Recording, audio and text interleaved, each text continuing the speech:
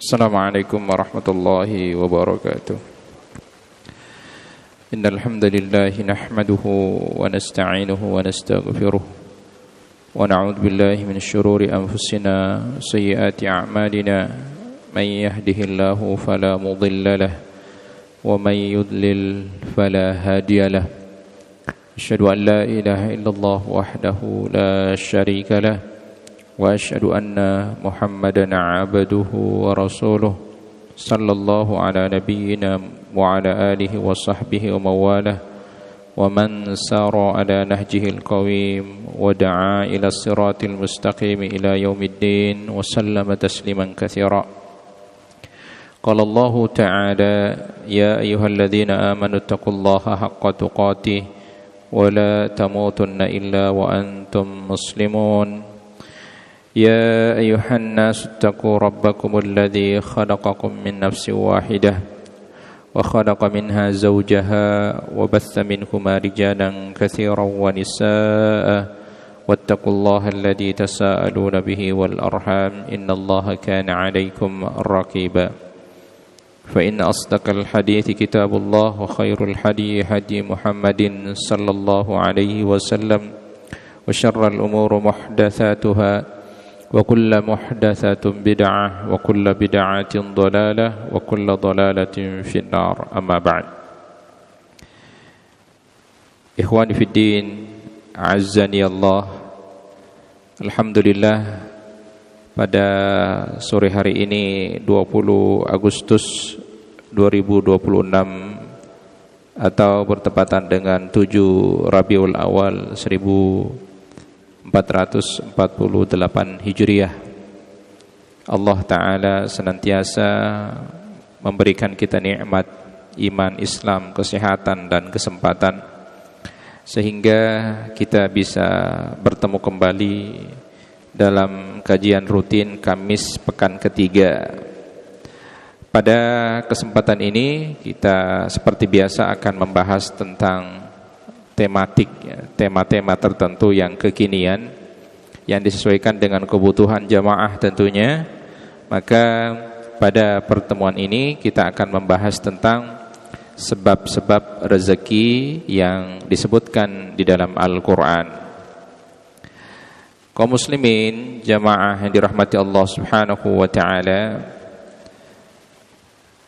pertama sebelum kita mulai masuk pada pembahasan mengenai sebab-sebab rezeki yang disebutkan di dalam Al-Quran, sama-sama kita ketahui bahwasanya yang namanya rezeki, jodoh dan kematian itu Allah Subhanahu wa ta'ala sudah tentukan bagi setiap manusia.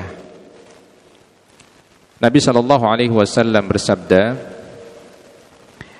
Inna ahadakum yujma'u khalquhu fi batni ummihi arba'ina yawman nutfah. Sesungguhnya di antara kamu dikumpulkan penciptaannya di dalam kandungan ibunya ketika telah melewati umur 4 bulan. Thumma yakunu 'alaqatan mithla dzalik.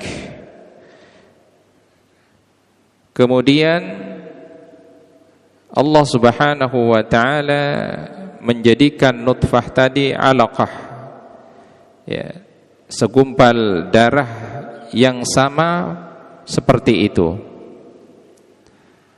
Thumma yakunu mudghatan mithla dzalik. Lalu dari segumpal darah itu dijadikan mudghah, ya, dibungkus dengan daging. Thumma yursalu ilaihil malak. Maka Allah Subhanahu wa ta'ala mengutus malaikat kepadanya bikatbi rizqihi, dengan menetapkan rezekinya, wa ajalihi, ajalnya, wa amalihi, amal perbuatannya, wa syaqiyyun aw sa'idun, apakah dia termasuk orang yang celaka atau termasuk orang yang bahagia. Fayanfukhu fihi ruh, ditiupkan ruh ke dalamnya, maka itulah proses dari penciptaan manusia yang sudah Allah Subhanahu wa ta'ala tentukan nasibnya. Rezeki memang sudah ditakdirkan oleh Allah Subhanahu wa ta'ala. Masing-masing kita ini sudah ada jatahnya, ya. Bahkan sebelum 50.000 tahun sebelum penciptaan langit dan bumi itu sudah tercatat. Hal ini bisa kita temukan dalam hadis Nabi sallallahu alaihi wasallam dari Imam Muslim dari Abdullah bin Amr bin Al-As, kataballahu maqadiral khalaiq qabla ay yakhluqas samawati wal ard bi 50,000 sanah. Allah telah menciptakan takdir setiap makhluk sebelum 50.000 tahun sebelum penciptaan langit dan bumi. Jadi Allah Subhanahu wa ta'ala telah menciptakan atau telah menentukan ketentuan dari setiap manusia sejak 50.000 tahun sebelum penciptaan langit dan bumi. Itu sudah tercatat dan sudah Allah Subhanahu wa ta'ala persiapkan ketentuan-ketentuan yang akan terjadi pada setiap manusia. Maka dalam hal ini Allah Ta'ala melebihkan manusia tentu dalam hal rezeki dibandingkan dengan makhluk ciptaan yang lain. Dari sekian banyaknya ciptaan Allah Subhanahu wa ta'ala, maka Allah melebihkan manusia dalam hal apa? Rezekinya. Allah katakan dalam Quran surah An-Nahl ayat 71, wallahu faddala ba'dakum ala ba'din fir rizqi. Dan Allah Subhanahu wa ta'ala melebihkan sebagian kamu dari sebagian yang lain dalam hal rezeki. Nah, inilah ketentuan tentang rezeki jemaah rahmati Allah Subhanahu wa ta'ala, bahwasanya Allah Subhanahu wa ta'ala jauh-jauh sebelumnya sudah menentukan rezeki dari setiap masing-masing manusia. Imam Ibnul Qayyim rahimahullah ta'ala berkata, kata beliau apa? Fokuskanlah pikiranmu untuk memikirkan apapun yang diperintahkan Allah kepadamu. Jangan menyibukkannya dengan rezeki yang sudah dijamin untukmu. Karena rezeki dan ajal, kata beliau, adalah dua hal yang sudah dijamin. Selama masih ada sisa ajal umur kita, rezeki pasti datang. Jika Allah dengan hikmahnya berkehendak menutup salah satu jalan rezekimu, maka dia pasti dengan hikmahnya pula membuka jalan lain yang lebih bermanfaat bagimu. Inilah ungkapan Imam Ibnu Qayyim. Ini ungkapan yang sangat menarik jemaah dirahmati Allah. Kenapa? Kata beliau, enggak usah terlalu menyibukkan untuk mencari rezeki. Ya. Karena rezeki itu sudah ditentukan oleh Allah.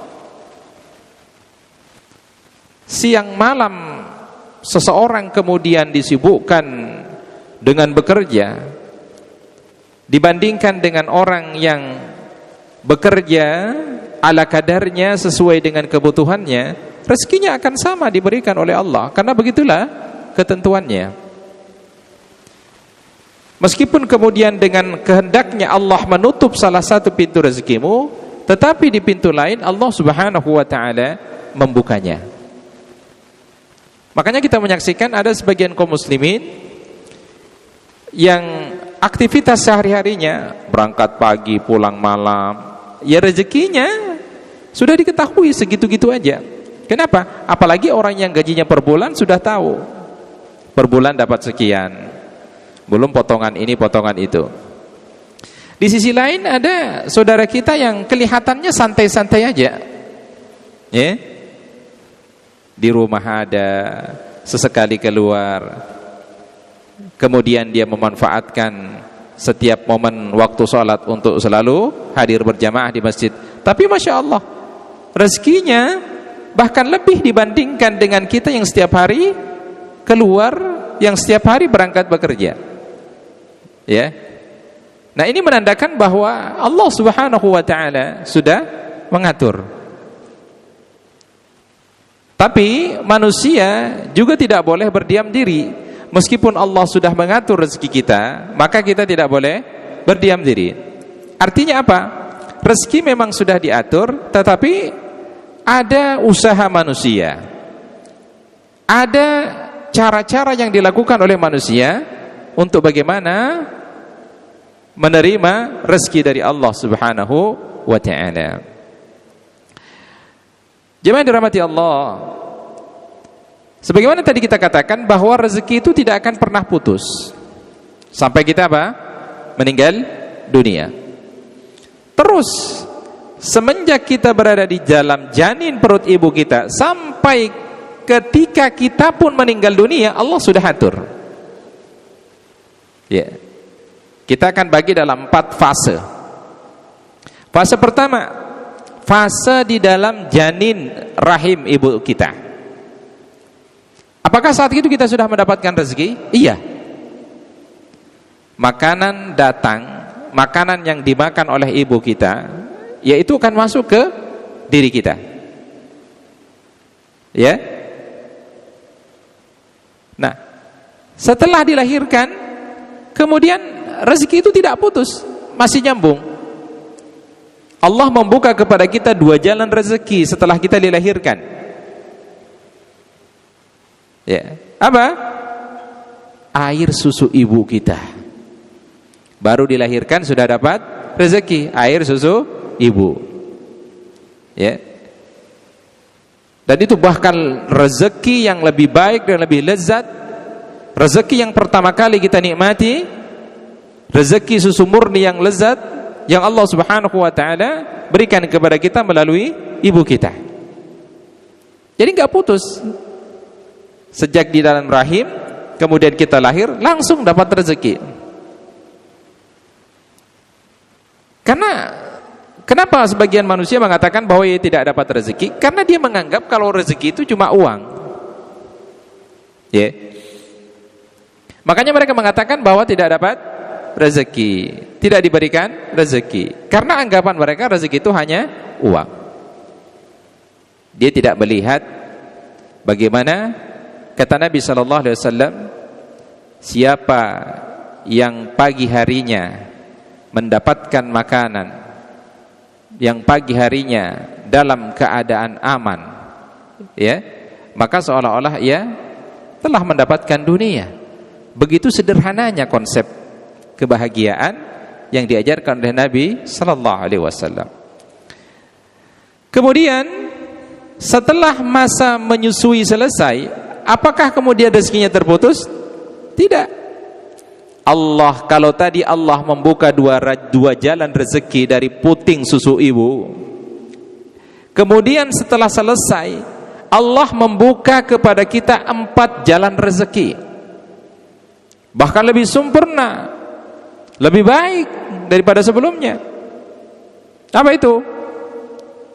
2 makanan dan 2 minuman. 2 makanan itu dari mana? Dari hewan dan tumbuhan. Ya. Kita putus dari setelah kita menyusui, kita mendapatkan 2 makanan dari hewan dan tumbuhan. Makan ayam, makan daging. Kemudian dari tumbuh-tumbuhan, sayur-sayuran, ubi-ubian. Ya. Dan 2 dari minuman. Apa itu? Air dan susu. Kita dapat air sekarang Masya Allah dengan mudah, hanya tinggal telepon diantar galon, Susu juga begitu tiap hari, bahkan ada yang lewat depan rumah. Ada yang susu murni nasional, ya. Ada yang memang susu sudah kita siapkan banyak macam, segala macam, masya Allah, ya. Dan ini tidak putus rezekinya. Itu di dunia. Ketika meninggal dunia, dia beriman kepada Allah, dia taat kepada Allah, dia tidak menyekutukan Allah. Allah membuka rezeki dari 8 jalan rezeki. Apa itu? Pintu surga. Ya. Berjumlah 8. Jadi enggak putus. Dari dia di dalam rahim sampai kemudian ketika meninggal dunia, rezekinya tidak pernah terputus. Yang terputus rezekinya, yang merasa terputus rezekinya adalah mereka yang putus asa. Tadi karena anggapan mereka kalau rezeki itu cuma siapa? Cuma berupa uang. Jemaah dirahmati Allah. Maka Allah Subhanahu wa taala membagi rezeki ini kepada seluruh hambanya itu secara adil. Mungkin kita merasa bahwa pembagian itu tidak adil. Kenapa demikian? Tadi kita katakan kita tiap hari berangkat kerja, pulang malam, gajinya segitu-gitu aja. Ada tetangga kita yang setiap harinya ada di rumah, kerjaannya cuma dagang, berangkat pagi, pulang siang, masya Allah, ya, pendapatannya lebih banyak daripada kita yang tiap hari berangkat kerja. Mungkin kita mengatakan, ini tidak adil. Tapi ketahuilah bahwasanya Allah sudah mengatur rezeki itu secara adil. Sebagaimana Allah katakan dalam Quran surah Asy-Syura ayat 27, "Walau basatallahu rizqa li'ibadi." Dan jikalau Allah melampangkan rezeki kepada hamba-hambanya, labaghaw fil ard, tentulah mereka akan melampaui batas di muka bumi. Walakin yunazzilu biqadarin ma syaa, tetapi Allah menurunkan apa yang Dia kehendaki. Innahu bi'ibadihi khabirum basir, karena sungguhnya Dia maha mengetahui, hamba-hambanya lagi maha melihat. Imam Ibnu Katsir rahimahullah ketika menjelaskan ayat ini, beliau mengatakan, Allah, kata beliau, memberi rezeki kepada mereka sesuai dengan pilihan Allah. Dan Allah selalu melihat manakah yang maslahat untuk mereka. Allah tentu yang lebih mengetahui manakah yang terbaik untuk hambanya. Allah yang memberikan kekayaan bagi mereka, dan Allah yang menilai pantas tidak seorang hamba itu menerima. Dan Allah yang memberikan kefakiran bagi hambanya, dan Dia pula yang menilai pantas untuk menerima. Jadi Allah sudah tahu apa yang kita rasakan saat sekarang ini. Memang Allah sudah tahu kamu lebih pasnya dapat seperti itu. Dan mungkin orang-orang yang dilebihkan oleh Allah Subhanahu wa taala, Allah Maha tahu. Tadi kita katakan, antum buru rezeki, buru harta, pagi lembur terus, itu tidak akan mengurangi, bahkan tidak akan melebihkan ketentuan yang sudah Allah berikan. Ya. Jadi konsep rezeki sekali lagi sudah diatur oleh Allah. Apa yang kita dapatkan saat sekarang ini, itulah ukuran rezeki kita yang Allah lebih tahu dari apa yang kita sangkakan. Mungkin kita mengatakan tidak adil. Tadi saya ambil contoh, kita tiap hari berangkat kerja, bahkan pulang malam, lembur diambil semua, pendapatannya segini-gini aja. Ada tetangga kita yang kerjaannya cuma dagang, berangkat pagi, siang udah di rumah, bisa tidur siang lagi dia, ya, main sama anak-anaknya sore hari, masya Allah, hartanya lebih banyak, ya. Jemaah dirahmati Allah.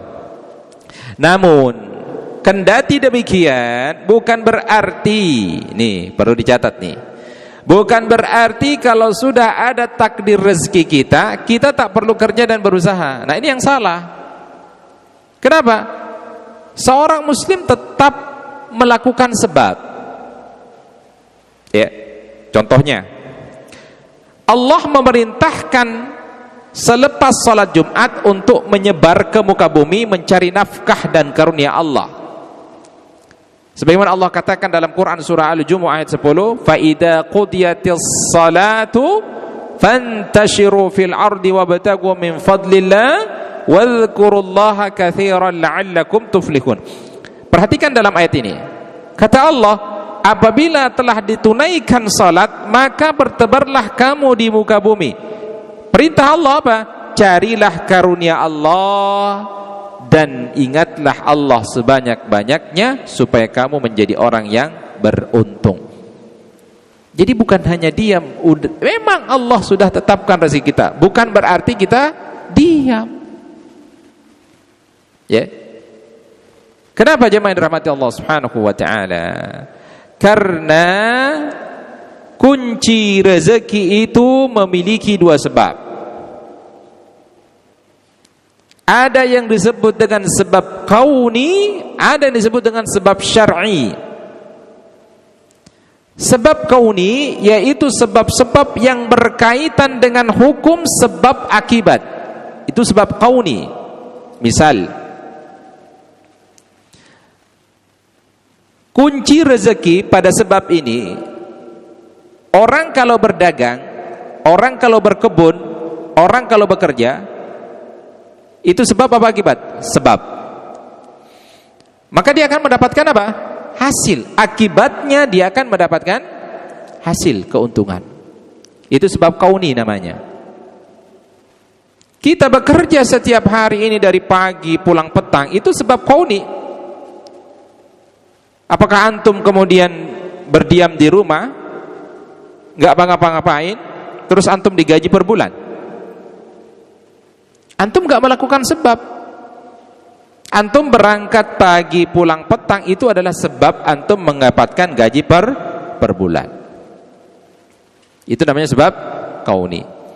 Beda halnya dengan sebab syar'i, yaitu sebab yang ditentukan oleh syariat. Mengapa sesuatu itu terjadi meskipun itu bukan sebab kauni.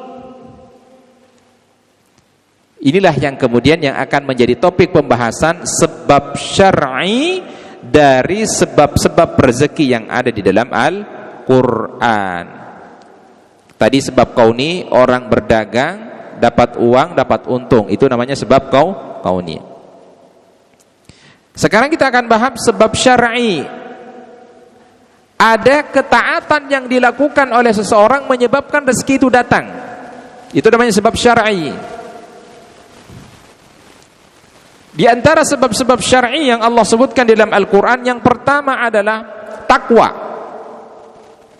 Yang pertama adalah takwa. Ada apa dengan orang yang bertakwa? Manusia yang bertakwa memiliki keutamaan di sisi Allah. Dia akan mendapatkan ampunan dari Allah. Ketika seseorang bertakwa, dia akan mendapatkan rahmat Allah dari 3 bagian. Pertama, dia akan mendapatkan cahaya penerang saat berjalan mengarungi kehidupan ini. Itu orang bertakwa. Kedua, dia akan mendapatkan ampunan dari Allah. Dan yang ketiga, dia akan mendapatkan kelapangan rezeki. Orang yang bertakwa itu rezekinya datang dari arah yang tidak disangka-sangka sebelumnya. Selain itu, Allah akan menghapus kesalahan mereka dan memperbaiki keadaan mereka. Kita perhatikan dalam Quran surah At-Talaq ayat 2 sampai dengan 3. Wa may yattaqillaha yaj'al lahu makhraja wa yarzuqhu min haitsu la yahtasib. Kata Allah, siapa yang bertakwa kepada Allah, niscaya dia akan menjadikan baginya jalan keluar dan memberinya rezeki dari arah yang tidak pernah disangka-sangka. Tuh sebab syar'i. Orang yang bertakwa kepada Allah, Allah akan berikan dia rezeki dari arah yang tak pernah disangka-sangka. Maksudnya bagaimana? Kalau sebab kau nih udah ketahuan, kita ini udah tahu gaji kita per bulan itu berapa, udah tahu. Potongannya berapa, udah tahu. Pensiunannya berapa, udah tahu. Tapi yang tidak diketahui adalah sebab syar'i. Antum gak tahu sebelumnya. Antum orang yang bertakwa kepada Allah, tiba-tiba dengan takdir Allah, dan antum gak pernah terpikirkan sebelumnya, antum dapat rezeki berupa uang, misalkan 100 juta, 150 juta, dan itu di luar gaji yang antum ketahui tiap bulannya. Itulah yang disebut tidak disangka-sangka dari jalan yang Allah Subhanahu wa ta'ala berikan kepada kita. Itu sebab apa? Syar'i takwa. Ya. Sama dengan seorang pedagang, dia tahu pendapatannya setiap hari. Misalkan ada orang yang jualan ayam di pasar, dia tahu pendapatannya tiap hari 200, 300, 500 lah gitu paling banyak.